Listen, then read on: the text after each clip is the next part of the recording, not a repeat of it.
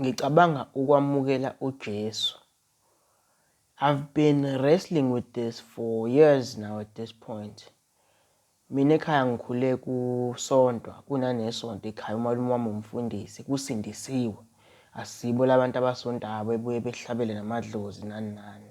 Kodwa this video is not about ukuhlabela amadlozi, it's about ukwamukela uJesu kwami as umjida nje, the second generation of those people ekhaya, because omalume bami abazali babo bebekhonza amadlozi bese umalume wami kwawuyena okhetha ukuthi amukele uJesu base balandela-ke noma and all of that. So ngikhule ekhaya mina kusonto, yabo.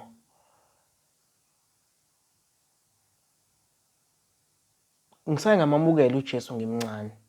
Ngisaye ngamamukela esontweni so many times. Uma kuthiwa ukukhona ofuna ukwamukela uJesu akaphakamisa isandla eze ngaphambili esho umkhuleko. Ngisaye ngakwenza lokho so many times ematendeni ayebanjiwe esontweni lethu, yabo, and other times. Kodwa if I'm going to be honest, I didn't know what I was doing, yabo. Mhlambe that counts. Kodwa I feel like mina ngokwami at the stage I'm in right now, I have to officially re-give myself to Christ again, if that's the right term. Kodwa I think sengiwomunye umuntu manje, sengikhulile, and I think leso sinqumo mangathiwa ngiyasithatha futhi manje, it would mean something completely different. It's a different type of ukwamukela uJesu noma ukuyibuyisela kumele ngikwenze manje. Kodwa I think you understand what I'm saying. And yini engenza ngiconsiderishe ukwamukela uJesu futhi manje. It's because everything else just leaves me feeling empty. Nothing seems to fill the void. Nothing is ever enough. Ngihlezi ngi-empty, yabo. Noma ngingenza into emnandi manje kodwa ngizothi ngiqeda ngibe naloko kwehla komoya wami. Angazi ngachaza kanjani kodwa nje ngazi ukuthi ngimosha impilo yami uma ngenze leyo nto, whether especially uma ngizokwenza into ejabulisa inyama yami, whether it is having casual sex, or just say it's casual sex, whether it is drinking or consuming these things. Even though phela ngizama ukuyiyeka lezi zinto and I'm actually finding some success in that, kodwa I'm always left feeling empty, as if khona lento eshodayo, yabo. I kinda hate myself. Uthando lwami alwanele ukuthi mina ngizamukele noma ngizithande, yabo. That's a bigger thing. I always feel like angiyithandi mina, especially when it comes to uthando, ama-relationship. I always feel like abantu abangithandayo mina angibathandi, bese kuthi mina laba engibathandayo abangifuni, ngithanda bona laba abangangifuni, noma i-value yami ngisuke ngiyifuna ukuyithola kulowo muntu wesifazane engisuke nginayo ngaleso sikhathi. And uma ngingathandi umuntu wesifazane ngizizwa ngingafanele ukuthandwa, ngizizwa ngiyi-worthless. I think the first video I made in this channel was that, is that a lack of intimacy leaves me feeling worthless. And I think lokho ku-wrong, because who says ukuthi ngampela uma ungathandi umuntu wesifazane u-worthless noma awunayo i-value? It's like ukudelela uNkulunkulu nabazali bami, excuse me, nokudelela mina nje in general ukusho leyo nto, yabo.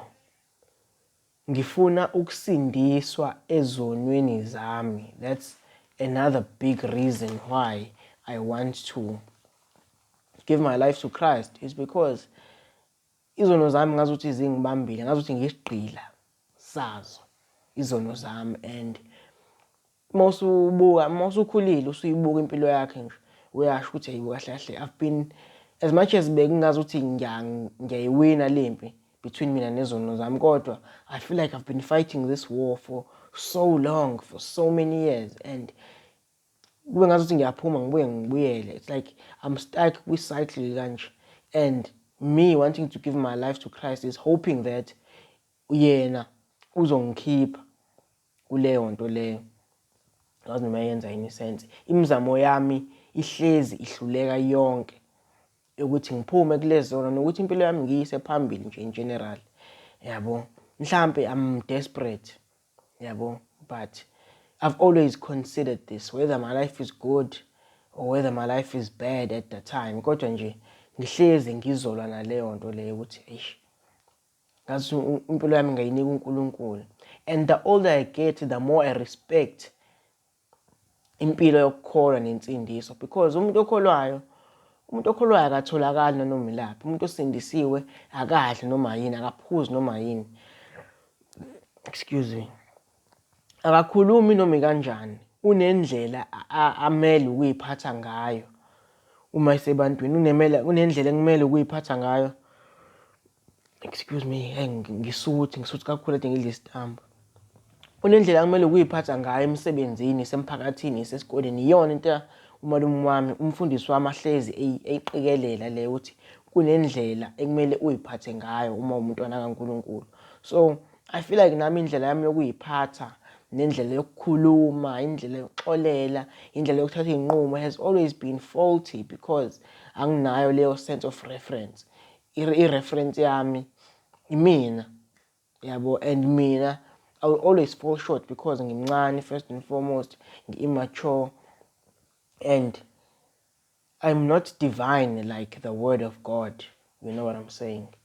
So I understand ukuthi there is a difference between a holy life, which is the one I want to live, and a perfect life. Yabo, the more I talk about insindiso, the more I realize ukuthi I don't have to be perfect.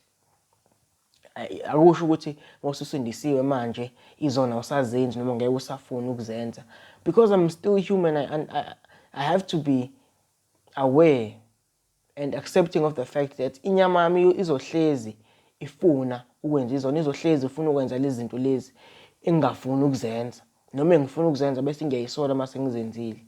Angazi liphi leli verse elitholakala kuPetro mangaphosisi, yabo, iBhayibheli angilazi, kodwa lithi lezi zinto engingafuni ukuzenza ngiyazenza, lezi zinto engifuna ukuzenza angizenzi, because thina sizalwe esonweni. And I'm starting to believe that, seeing how much I love to sin, how much I enjoy sinning. Sizalwe esonweni, so we'll always have that nature within us, within me. Yabo, so I understand lokho. Kodwa ngiyasaba ukuthi ngizobuyela esonweni sami mangathi ngiyamamukela uJesu. And ngisaba ukuthi ngizobuyela after a while, or after more than a while, because I always feel like izono zami zinamandla ukudlula mina. Yabo, maybe ngidinga wona amandla kaNkulunkulu ukuthi kube yiwona azonqoba lezono, because mina I realize ukuthi mina amandla anginawo, and I'm starting to accept that angisoze ngaba nawo amandla ukulwisana nezono zami. Mhlambe for a while I can use my willpower and all of that, kodwa I really don't have the strength to face and overcome my sins and overcome my sinful nature. And me wanting to give my life to Christ is in hopes that yena uzongisiza. And lokho kudinga ukuthi ngikholwe ukuthi ngampela uyasizana uJesu. And I think I still have to work on that faith, because kuthiwa kumele uvume ngomlomo bese ukholwa ngenhliziyo. And ngiyasaba ukuthi yonke into ngisho ngoba ngiyi-desperate. Yabo, ngisaba ukuthi ngoba impilo yami ngiyayibona yila ngifuna ukuya khona, noma ayihambe ngale speed engifuna ihambe ngaso, sengicabanga ukwamukela uJesu-ke manje. Enye into ehlezi ngibamba leyo, kodwa kuthiwa nina nonke nikhathele nisindwayo, izani kimi ngiyawuthula umthwalo. So who says ngampela kumele simamukele uJesu ngoba impilo i-right?